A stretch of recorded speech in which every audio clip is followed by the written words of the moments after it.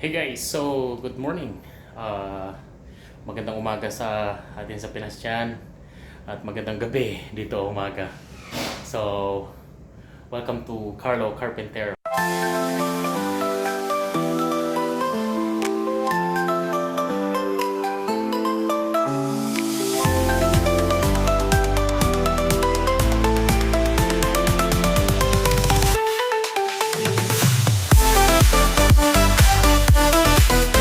So, guys, mayroon kaming update sa ginagawa naming basement dito ngayon.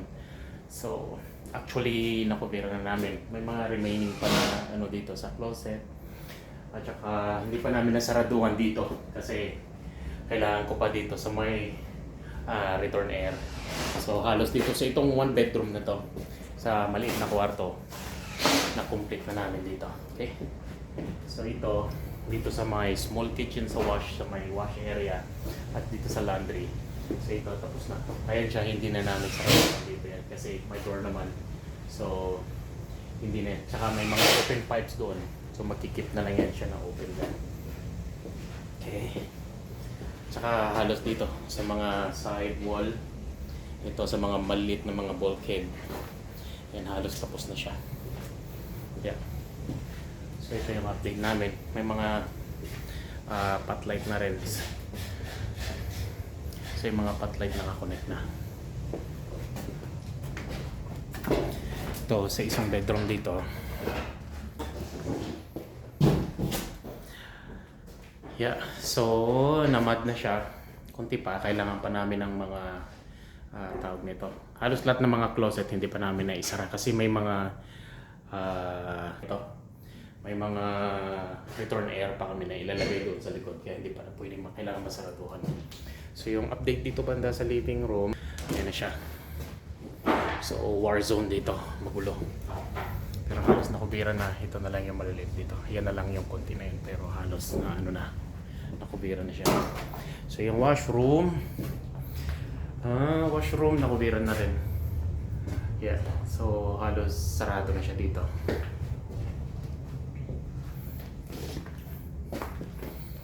Dito sa master bed. So master bedroom. So dito halos lahat bulkhead ready na. Yeah. So there tapos na siya lahat, nakubira na yan. Yeah. Ito yung closet. Yeah, yung closet. Hindi pa nasaraduhan. So kailangan ko pa ng mga drywall pa. So bibili kami ng mga drywall pa. Kulang pa kami dyan. Tsaka tawag nito. Ito, yeah, yung return air niya dito. So ito kailangan pa. Naka-ready na rin yung return air niya. Okay. So si Randy, dito mino-workout niya dito. Yung mga maliliit dito banda. So halos nakubiran niya na yan dyan. Yeah. So yun na lang mga maliliit na nandoon sa taas. Tatapusin namin yan today. Mas kailangan masaraduhan na to.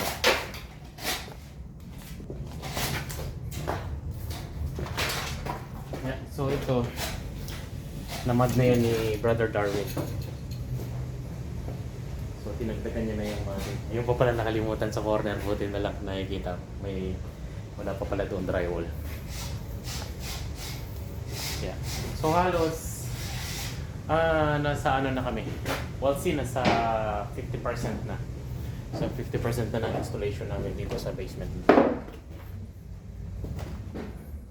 Yeah. Medyo okay na. Nakaroon na siya ng progress. Ito medyo madilim dito ng konti. Dati wala na, hindi nag-e-echo yung room na to. Ngayon nag-start na siya mag-e-echo. Saka yung itsura niya. So halos dito. Yeah, so halos yung pag-build dito ng tawag nito ng basement dito, pag-build ng mga bahay, may similarity sa atin sa Pinas pero hindi siya 100% talaga na ano kasi nga dito sa atin sa Pinas wala naman mga insulation. So malam ko bihira lang gumagamit ng mga gypsum na ganito. Mayroon sa atin tawag dito Hardeflex tsaka most ng concrete sa atin. Yeah. So kung dito halos mga ginagawa namin ating drywall Yeah, insulation. Okay. So ito yung plumbing, naka-ready na rin yan. Yeah. Talagang naka-ready sila lahat para hindi kami mahihirapan pag mag-hook up kami. Tsaka ito. Yan, naka-ready na yan lahat yan. So dito is vanity. Yan, vanity na yan siya dyan. So itong area na yan, vanity yan. Tapos naka-ready na rin yan para sa ilaw niya. Tsaka dito naman, naka-rough in na rin yung toilet. So ito naman, washer, tawag nito. Magkaroon siya ng shower dyan. Yan. So ito yung top, naka-ready na yan. Drywall, imamad na lang lahat yan. Tapos maglalagay na top surround para sa waterproofing niya. Okay. So yan ang updates namin dito. Randy, another sugar. High blood.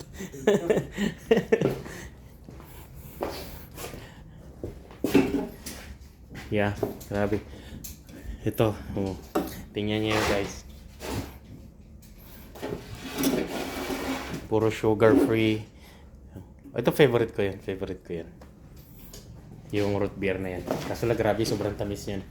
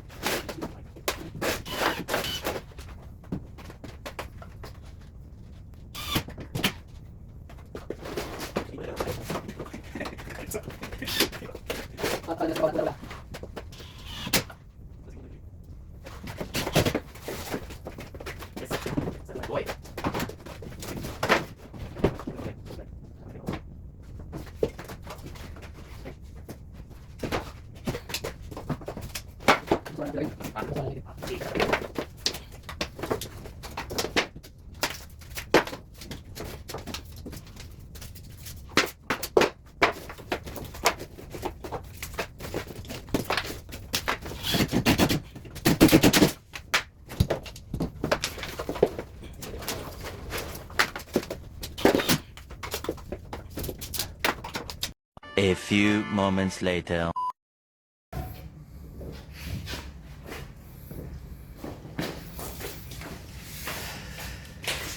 So, nag-start na kami taping. So, nag-tape na kami. May naka-expose na tubo doon. So, kukuberan naman yan.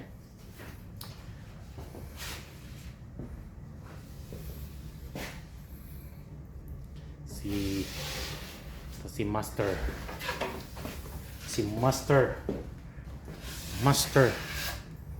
Randy.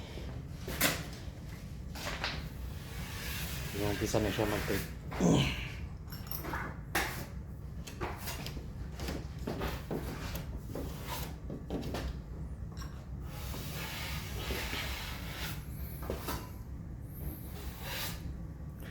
Dumilim siya bigla nung nawala dito yung apat na ilaw, no? Tapos yung isa dito, nawala din kasi natakpan na.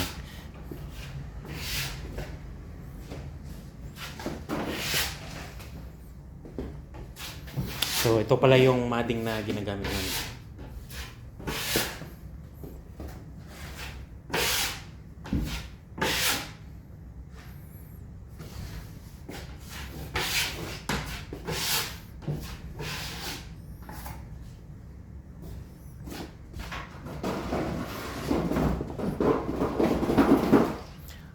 tutulong din ako mag-tape.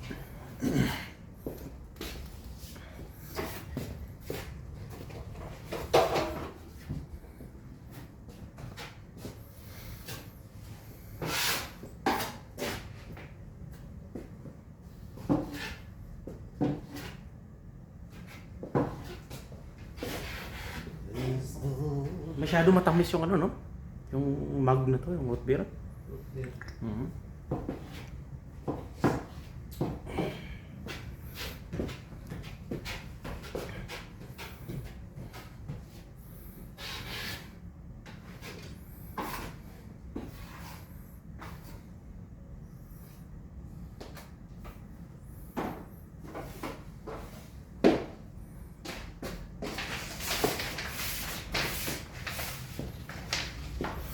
Ang linis na. Ang ganda na niya na. Ang ganda na. So ito na tape na yung partial pa lang yung tape niya. Pero yung mga corner na yan lalagyan pa yan. So partial lang yung tape na to. Yeah.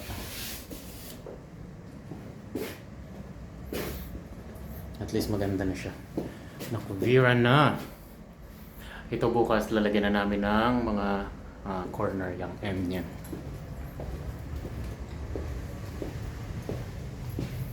So ito yung part 3 ng natin. Kasi lang bukas, kailangan pa natin ng drywall kasi yung mga closet hindi pa nasaraduhan. Tsaka yung doon sa may na yun. Yan, kailangan masaraduhan dito. Kinapos na kami ng drywall. Yeah, so ito na lang yung naka-open ngayon. Halos lahat sarado na dito. Yeah, even dito yung kwarto na to. Yung sarado except sa mga closet.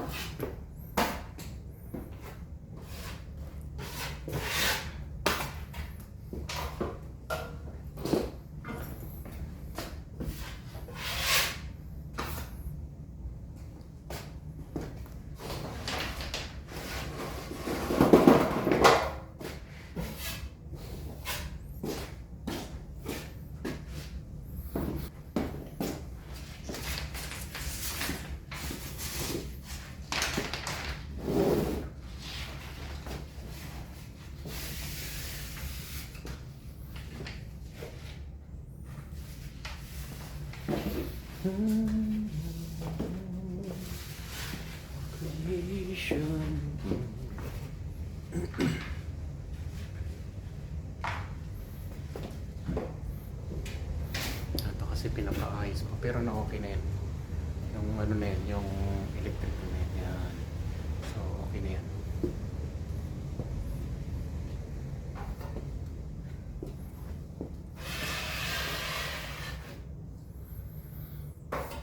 Alright, so magtrabaho naman ako.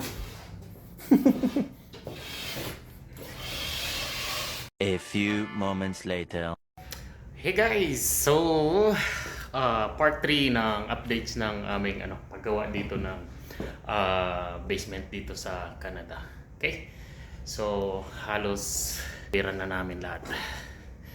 So, yung mga bulkhead niya, maganda na siya tingnan. Than the last time na medyo tawag nito. Hindi pa siya nakuveran. So, halos dito ngayon, ganito na yung update niya. So, yan. Nasaraduhan na yan siya lahat. There. So, yung mga ilaw ready na. So, ito yung living room. So, ayan na yung update. Medyo, pasensya na kayo, medyo magulo. So, yun na yung part ng living room ngayon. And then, dito tayo ngayon sa my master bed. So, yung master bed ngayon, tapos na rin. Yan. So, lalagyan na rin ng cover, na mud na rin namin. At the same thing, kompleto na yung drywall niya. Okay? So, may mga preparation na siya dyan para sa return air. Okay? So, punta tayo dito. Dito sa isang second bedroom. So, yung second bedroom, halos finish na. Yan. Dadagdagan na lang ng matting ulit. So, lahat ng mga corners niya, it's all good. Perfectly straight. Yan.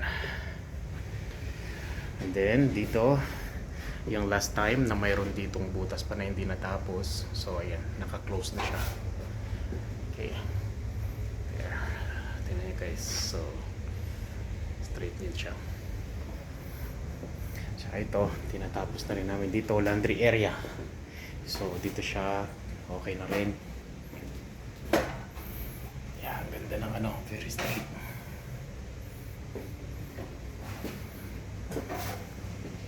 So, si Randy, tinatapos niya dito. Gusto niya tapusin yung bedroom na to eh. Hindi na naawa eh.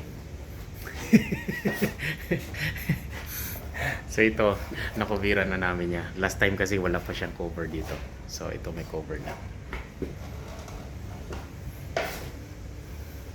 Yan. So halos na dali niya na doon. Pero ito na yung may mga bulkhead na yan doon. May mga cover na yung bulkhead niya. Alright guys, so hanggang dito na lang.